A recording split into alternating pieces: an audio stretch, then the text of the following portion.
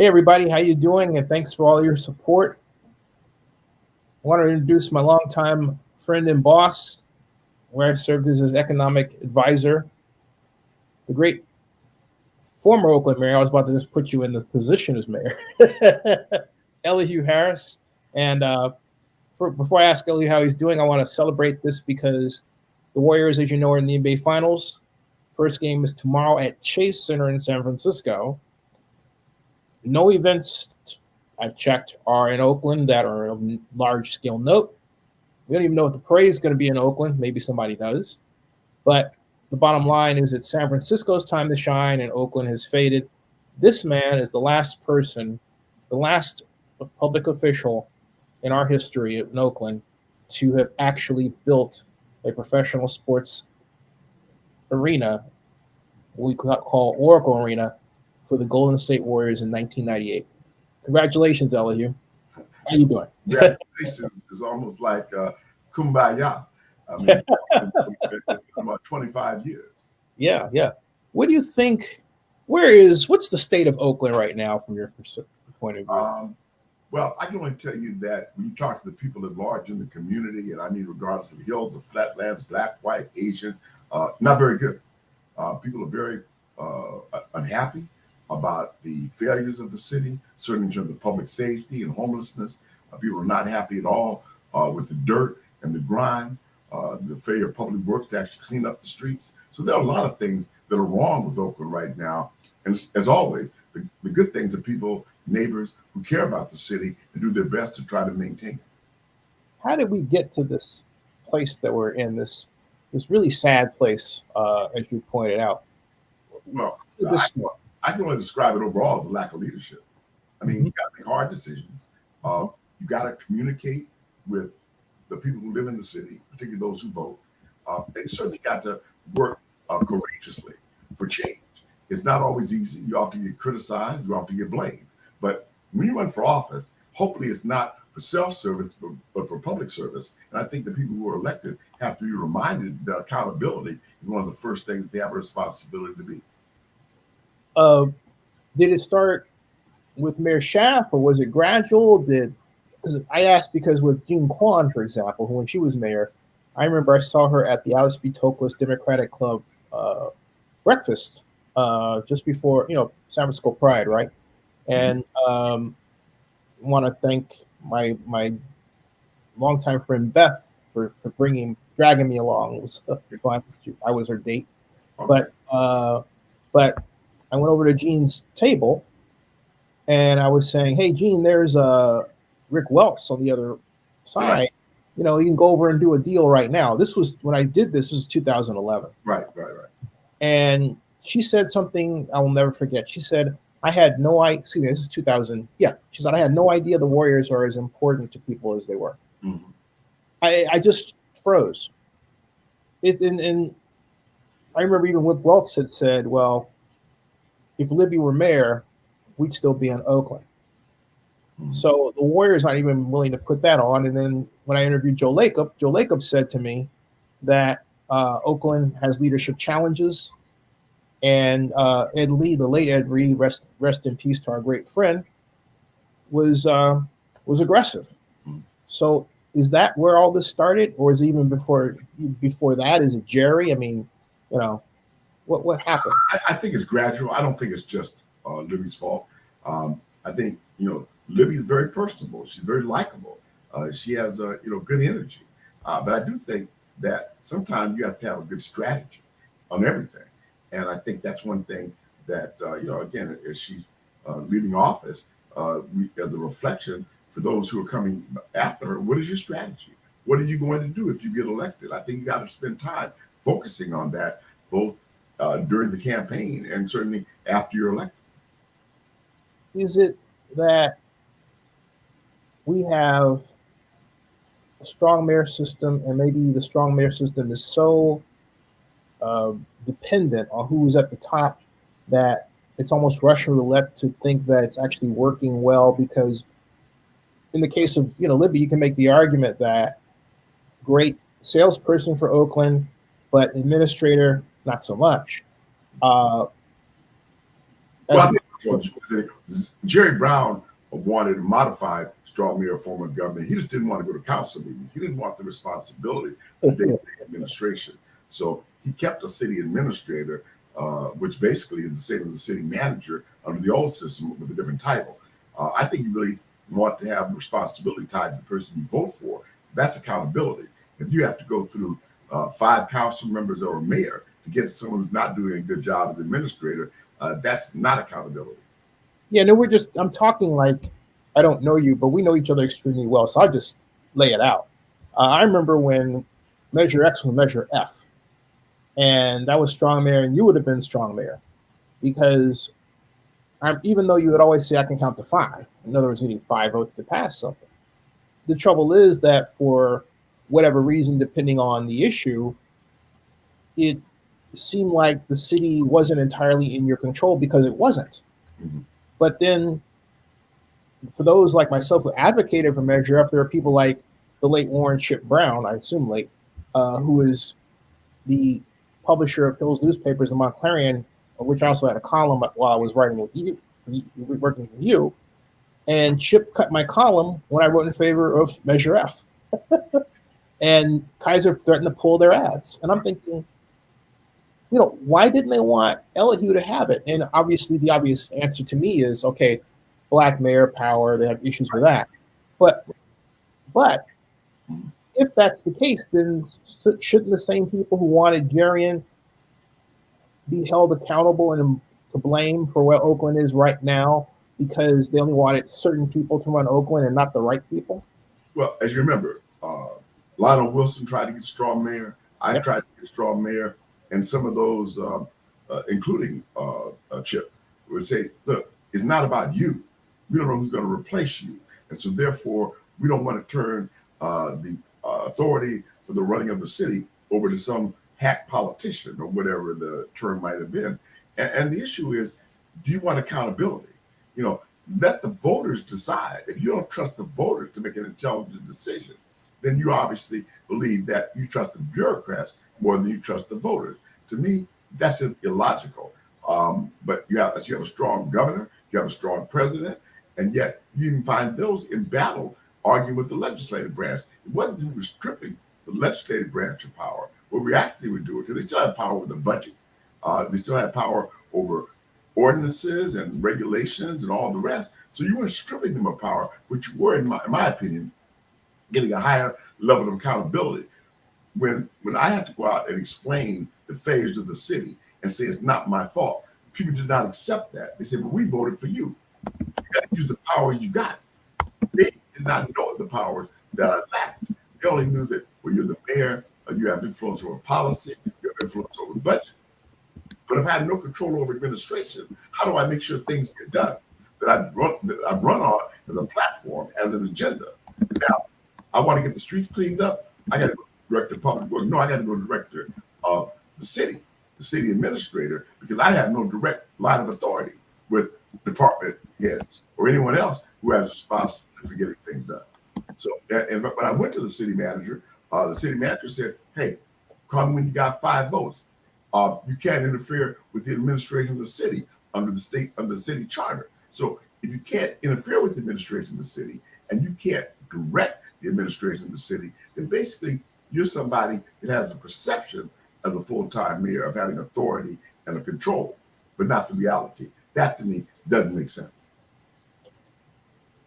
Looking back on it, if we had to do strong mayor all over again, I remember the symposiums we had where Jane Bruner was there and the late Richard Winning was on one end, and then of course Dick Spees on the other, and they were debating different types of strong mayor structures. There was one with 2 at large, one where the mayor hired the city manager, was called the city manager. We had a number of different ones. Should we have done anything differently? Did we make a mistake? Well, first of all, it wasn't really Dick Spees that did the opposition. It was Henry Gardner. Right. Thank you, Henry Gardner. Yeah. The city manager was the best person to run the city, and therefore you kept politics out of it. But politics is already involved and always going to be involved in city administration. The question is it an appointed official or an elected official? That's the only difference. And whether or not that person has the skill to administer the city, you still have a city administrator that runs the day-to-day operations. Mayor can't do that. Direct policy, work with the city council and the others on it. So my point would simply be that, again, who are you holding accountable?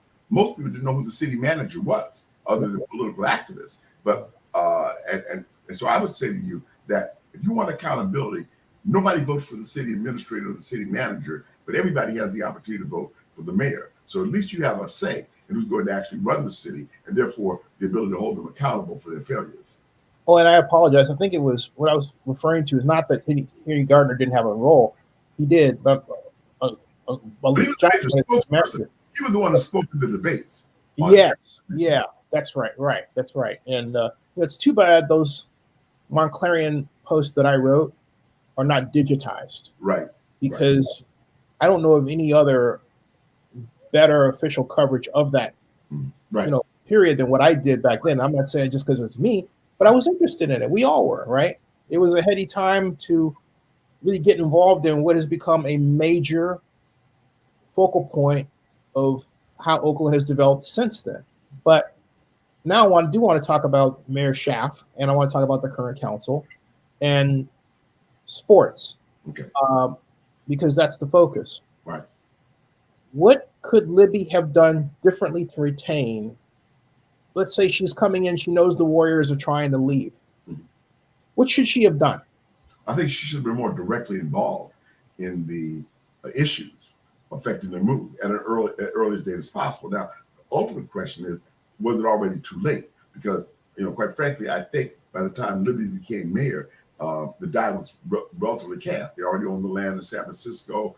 But despite what they told you, I think they always wanted to move to San Francisco, primarily because they thought it was a more upbeat venue, get more corporate money. And I think that was a decision that had little to do with whether or not they got a new stadium or arena in Oakland, because it was done privately. They could have done it in Oakland probably less expensively than it cost them to go to San Francisco, with parking and BART access and all the other things that already existed in Oakland. Oakland would have torn down the arena if the Warriors had wanted it to. When I was mayor, I tried to build an arena downtown Oakland, right behind down the Marriott. What happened to that, Elihu? I remember, because that was right. What happened with that? Well, basically, Dan Finan and Fitzgerald. I got Finan convinced to move down there, but the late director, Lucassen, of the Joint Powers Authority, ran the Coliseum, talked Fitzgerald saying it wasn't safe downtown Oakland, even though we had all the statistics on crime, parking, everything else, to make it really a perfect venue. We thought it would encourage, restaurants be open late at night, more people on the street late at night, direct BART access from the BART station directly into the arena, all kind of things to ensure the safety of visitors, and with parking and shuttle buses getting everybody there in a relatively short period of time. But again, Finance said, look, George Casson has talked to my partner and talked him out of going downtown, saying he's safer at the Coliseum site. So that was ownership. The next ownership group didn't want to be there. So, and that was 25 years later, but still, 22 years later, but still, the point is they moved. And I think that particularly for the fans, that there was no better site than the current Oakland Arena site, because of its location on and off freeways. It was even closer for people from the peninsula than it is now with 101 and the lack of parking. We had 9,000 parking places. Basically, everybody had a parking place inside the Coliseum grounds with safety, security. There was very seldom any kind of incident on the Coliseum ground. We had police, we had parking attendants, we had all kinds of people riding around on scooters. There were car break-ins, there weren't robberies, there weren't anything that would make people unwilling to come. So I had no idea, other than they just wanted to be in San Francisco. And again, there's hotels, more things to do for the visiting teams to come and do in San Francisco. I mean, I understand that level of logic, but it certainly wasn't because of fan support. So basically, I'm going to ask a dumb question. Why do you think George Lucassen fought against the Warriors in downtown? I know, knowing the answer that I think you're going to give, I have a follow-up, but go ahead.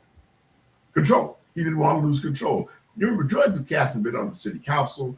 Then he moved to Alamo and moved to Rick Barry's house. The only real level of control he had left in Oakland was the Coliseum, because the Coliseum had the Raiders. He was just worked also to bring the Raiders back. So all these things have a lot to say about a power base. The power base for George Buchanan was the Coliseum, and George was an Oakland booster, but it was still about his personal ability to control the venues than it was about the city's overall long-term interest. And I think for him, I think that was one of his failings, although he had many successes. Was it?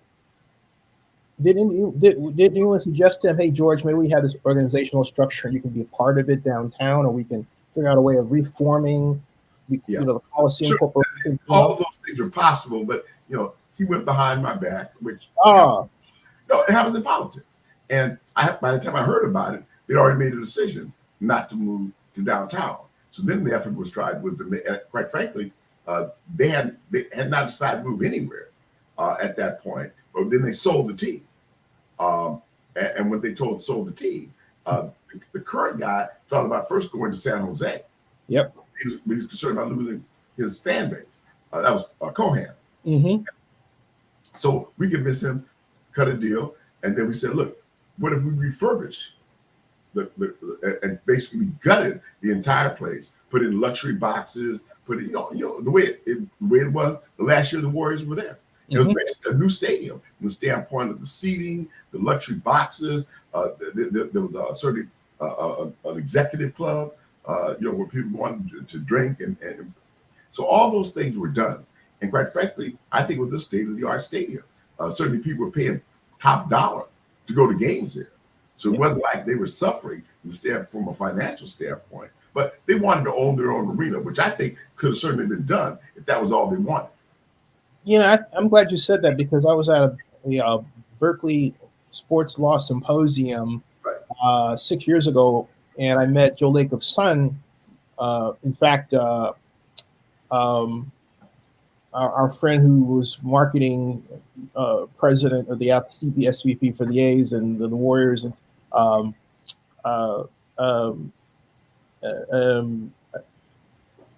he was just on my show. Sorry about that. I don't know why I keep doing that. Andy Dolich. Yeah. Andy was on the panel as well. But Joe Lacob's son had said specifically to my question of why it was important to move when they had a stadium built new for them, is they said that one of the substandard, his words, not mine, aspects of Oracle Arena was that it had a central kitchen rather than satellites. And I'm listening to them, I'm thinking, well, that's an easy renovation, right? You don't have to tear the whole arena down to put in satellite kitchens. I'm thinking, is that your reason? I thought it was a smokescreen. So you sort of filled it in for me. Yes, you're right. But here's the thing that I think ultimately we've learned about professional sports. I think it's unfortunate because on one hand, you think that the teams existed for the fans. And as long as the fans were supporting the team, you ask them, what do you want? Do you want a new arena? The ticket's going to have to go up, whatever it might be. But that's not the concern. The concern is the owners. They act like these are, they are private businesses, but they act like the fans are a secondary consideration. The fans will follow us, even if we go to Las Vegas. And I think that's really makes it very difficult from my perspective to have loyalty to a team. I watched the Warriors. I had not been to the Chase Center.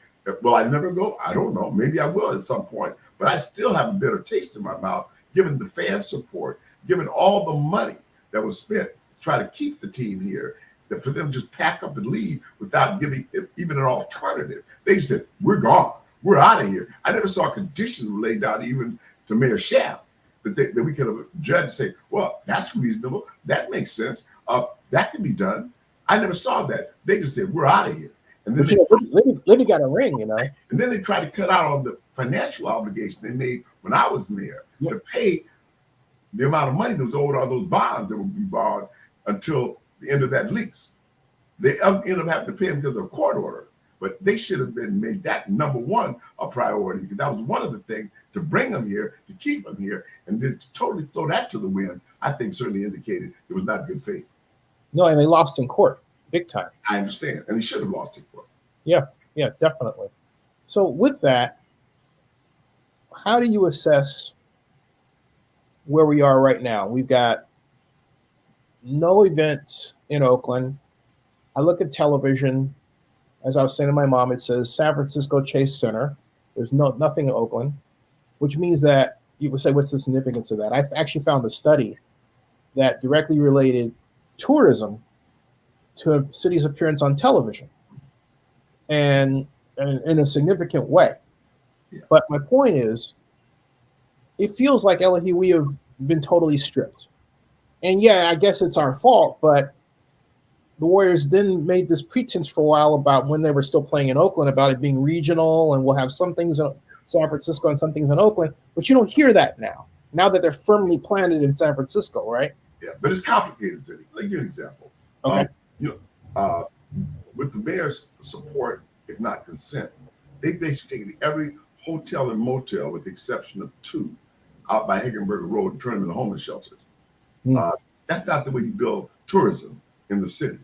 You don't. There are a few downtown hotels, but with the safety issue, I'm not sure how they're going to do.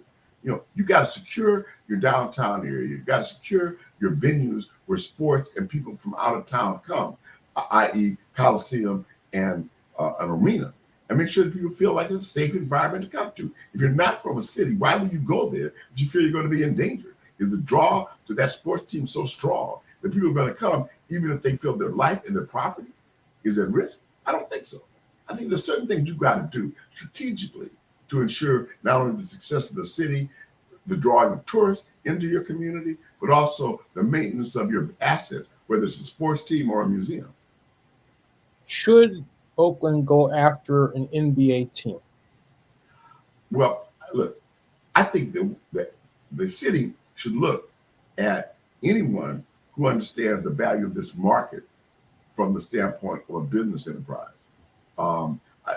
Dave Stewart is looking at getting a team, but if you have an ownership, as we do in Oakland with the Fisher family, who has no commitment to the city, and they have no commitment to the team. I mean, they have the lowest payroll in sports. When they had attendance growing and they had a team that was competitive, they sold it down the river. Got rid of Chapman. They got rid of Olsen.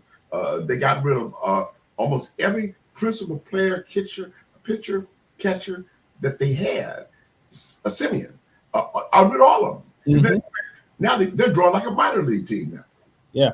Because people don't want to know who's playing. Or worse, if you take a look at Las Vegas numbers for the minor league team. Right. Yeah. But the point though is, so the only thing that I can see the Fisher family wants to do is sell the team. And they like to sell it either with a new arena, which they're going to try to pitch as a financial boom to the new owner, or we're moving to Vegas, and that's going to be the financial boom. So I think either one, they're looking at numbers. They're not looking at the community or the fan base. If you got a call from John Fisher today, what would you say to him?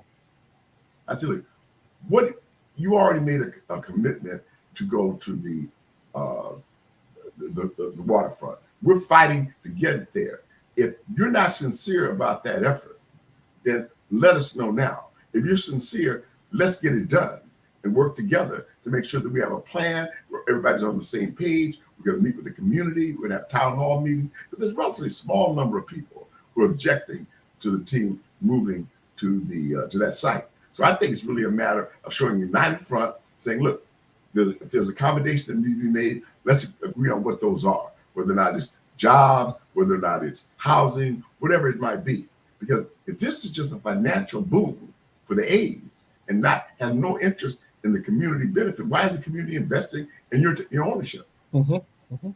Why you got to give me something to fight with if you really want to stay here. If you're going to leave anyway, why should I get a butt kicking?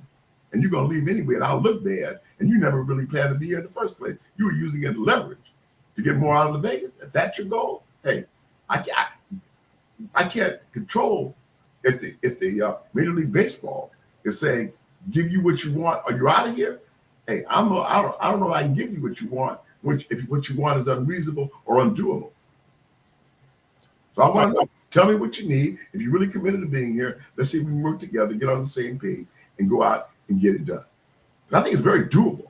If they want, I mean, there's been so much that have been, this is probably the last other than maybe Vegas, maybe Nashville or Charlotte. This may be the last private stadium built with this significant level of public finance involved. Buffalo, right. The NFL, 850 million. Hey, Buffalo got fewer people than Oakland, and the whole region has fewer people than Alameda County. So I don't think anybody's going to go to Buffalo for baseball. I mean, you have enough time getting 10 games of football in Buffalo. So I'm just telling you, I don't think Buffalo is the answer. But again, in the final analysis, here's what it boils down to. If there's the public will, and even in Buffalo, I don't see how you do it publicly unless the New York legislature gets in. And I don't think they did in the case of the NFL. They've already done it, and I've noticed a turnaround in number of cities. How are they financing in Buffalo? They haven't, other than the state kicking in, they haven't laid down the details. They could be taxing bonds. Yeah, for the government personally. Yeah, for baseball stadium in football. They already got a football stadium. I'm talking about a new sport, and they may be doing that to keep it in Buffalo because it's the only other city in New York, state of New York rather, for a stadium. I mean, they kind of did that in California for the A's, so I understand that can be done. But I'm just saying for a city, I don't know any other city in other than a city where this is going to be the only major franchise in the state, i.e., Vegas or Nashville, or Charlotte, where there's any hope of public finance, because the entire state of North Carolina or Tennessee or Nevada would have to kick in order to finance that kind of an arena for football, baseball, or basketball. What would you say if Libby called you now and said, "I want your advice," as she used to do, I think, right? She calls me. I don't see any evidence that she takes the advice, but she's asked me on a couple of occasions. So what would you say to her this time? We should have had this conversation 4 years ago. And what would you have said then? I have no idea what to say now. You know, it's like somebody calling you, they're on death row at 1 minute to midnight, and the line is busy, and you're waiting for the governor to call.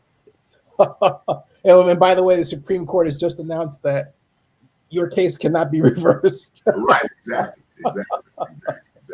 So, I mean, the point is, what happens now? Hey, I don't want to start saying it's going to take a miracle, but I don't know, other than that the A's really want to be here, and that's in Fisher's hands, not the city's hands.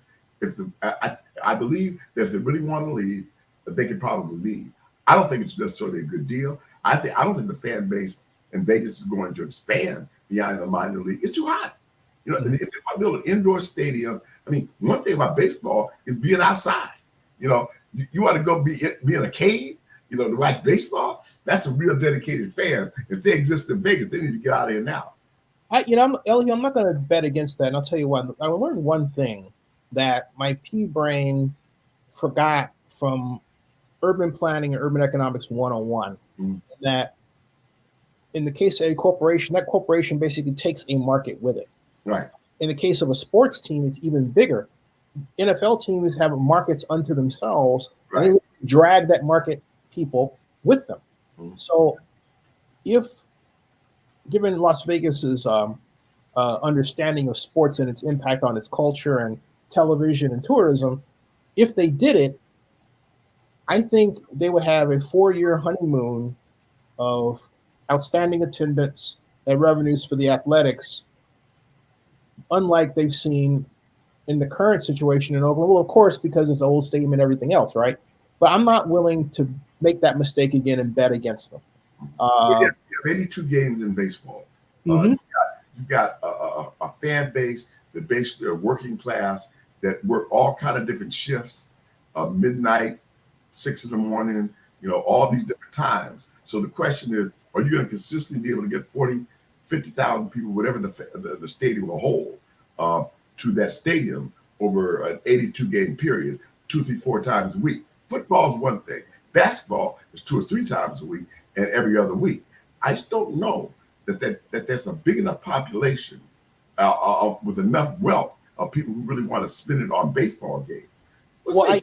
That's what they're betting. One more thing, and then I'm finished. And that is, that's what they're betting. But the question of the bet is, are they going to spend more than $40 million a year on the team's payroll? Because you're not going to get people coming out to watch what the A's are putting on the market right now. I'll just have to listen, and I'll get to my last question for you. But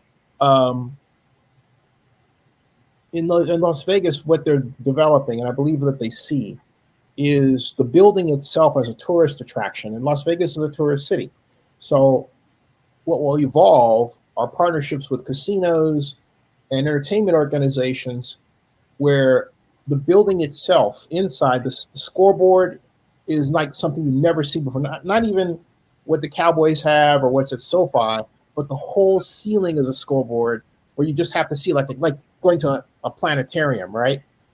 So they're making it, if you take a look at MSG Sphere, which will open next year, that'll be the first entertainment arena that's also a tourist attraction unto itself. Okay. And that's what I'm saying that they're bidding on, and I think will work, that kind of dynamic to draw people from around the world to see those venues. Oh, and by the way, there happens to be a baseball game inside. Well, I think you're really, I think, betting something that I don't see, and that is right now, Sunday through Thursday, Vegas is still relatively empty. They're still giving away hotel rooms Sunday through Thursday. It's a weekend town. Football's on the weekend. Maybe you do enough weekend basketball game to make that work. And you're only talking about maybe 17, 18, 20,000 people for a basketball game. You're going to draw 30, 35,000 people over 82 games for baseball. Hey, I understand what you're saying. It's not illogical, Zenny. I'm not arguing that. I just think that's a bet they have to be willing to take. Again, are they going to put more money into the team? Are they going to be willing to double the payroll, for example, in order to have a winner? Because I don't care. People, they fly around the world to see a losing team. No, not at all. I just think that I think the A's, the pressure is on the A's as far as I'm concerned. If they're going to release, and they are late with releasing their drawings, if they're going to release them, it better be something that when you and I look at it, we just have one word: wow. Because if it's not that, as far as I'm concerned, it's DOA, dead on arrival. I'm saying I don't think it'd be wow enough, given the heat in Vegas. People coming out in Vegas, maybe not all the games at night. Maybe that would help. But even at night, it's hot. It's like 100 degrees at night in Vegas in the summer. It's summer sport. We're not talking about the fall. We're not talking about the spring. We're talking about the summer. It's like it's over 100 degrees now in Vegas. I want to sit out in a baseball game or in the dark to watch baseball in an indoor stadium. That's just not what my idea is of a baseball game. I want to be out enjoying the sun, and it got some of that, but maybe too much. And I think that's absolutely right. Last question for you. You mean to tell me that we came this close to having a downtown arena for the Warriors and a downtown stadium for the Athletics, albeit at different points in time, but not too far apart? The first time, as you point out, Dan Fernand didn't want to go down there. But then the second time, with respect to the Athletics, I remember when this happened. This was May 14th, 2002 at 12:32 in the afternoon, when Jerry Brown said, there's not going to be a blankety-blank downtown stadium in Oakland as long as I'm there. Right. So, but absent those two, we could have had our sports infrastructure, right? Well, there's no question about it. I mean, Jerry Brown, he used Oakland as a springboard to the governorship and going back statewide. And I'm not saying he didn't make contribution to Oakland. That wouldn't be fair or true. But I am telling you that he had a deal with Nancy Bird to build housing in Uptown that they guaranteed $70 million in profit to Forest City. But people don't look at that. They're like about all the deals that he made to benefit friends. I've gone in jail for some of the stuff that Jerry did. But hey, you know what? Are you saying Jerry's benefiting from white privilege? I think that's a large part of it. But the point is that there's a different level of judgment when you think that, well, that's what happens when a black guy does anything, must be about friendship or corruption. It can't be about public interest because it's not logical. I think not having Robert Bob was the one who fought for the downtown baseball stadium. I was the one that fought for the downtown arena, saying, look, it ought to be downtown. You have restaurants there, You build hotels around. It'll be an economic. Jared thought to do it with housing. I thought you could do housing and sports, but I thought you needed entertainment to create a 24-hour downtown where you'd have restaurants and nightclubs and bars and things open till 2 a.m. You'd have more ability to hire more police officers to be downtown. You create parking all over the place. So I thought it made sense. There was mass transit options downtown, absolutely logical. But sometimes logic isn't enough. How come you don't run for mayor, Elihu? Because I'm not stupid anymore.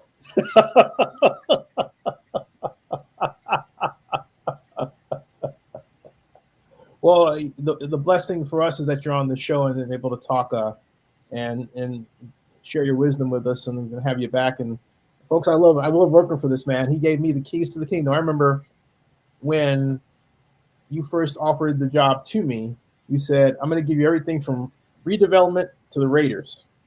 And I thought I did a pretty good job of filling the R's, man. But I already told you this privately. I'm going to tell you publicly.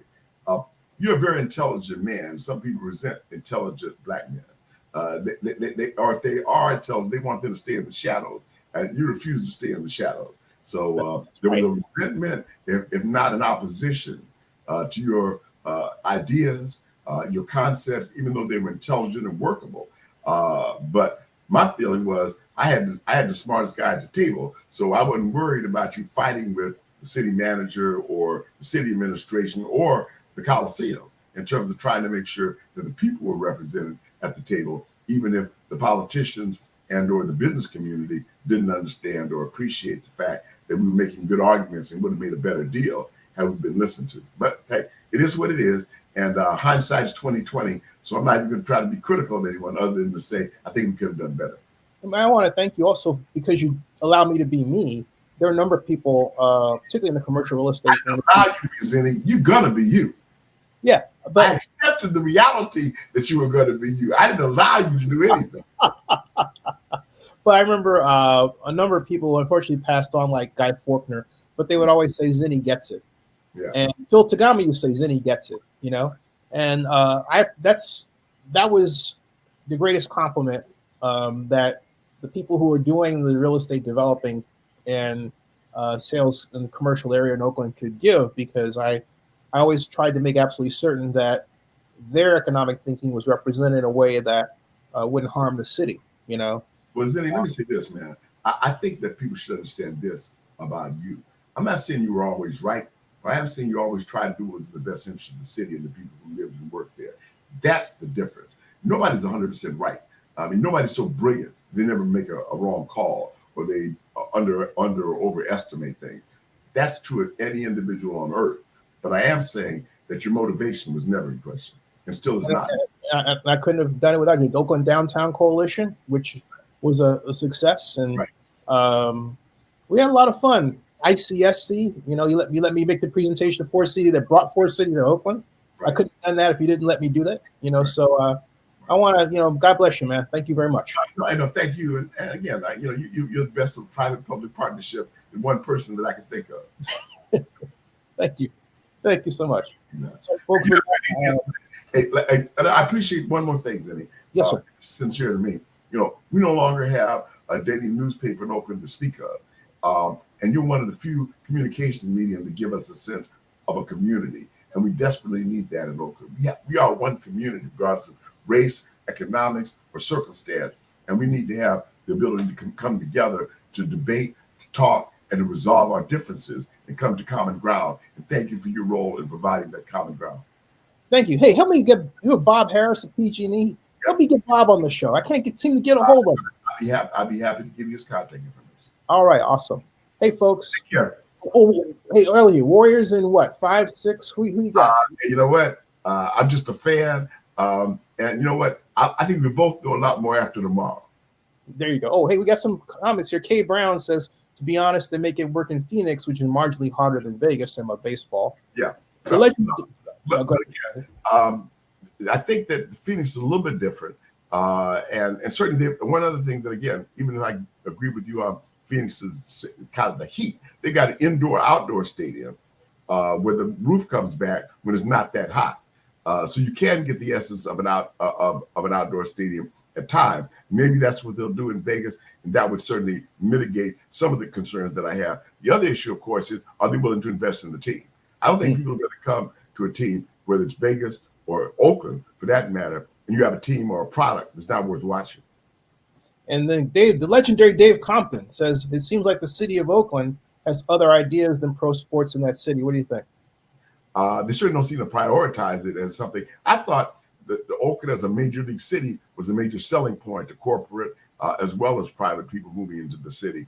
I think without that label, it becomes just another town in a suburb of San Francisco. All right, folks, I'm going to say Warriors in 6. We'll find out what happens. If they don't win in 6, I'm gonna say Warriors in 7. There you go. Well, that game 7 will be something else. Yeah, it's gonna be fun. Hey, boss, stick around in the background, folks. Hey, give a thumbs up if you haven't.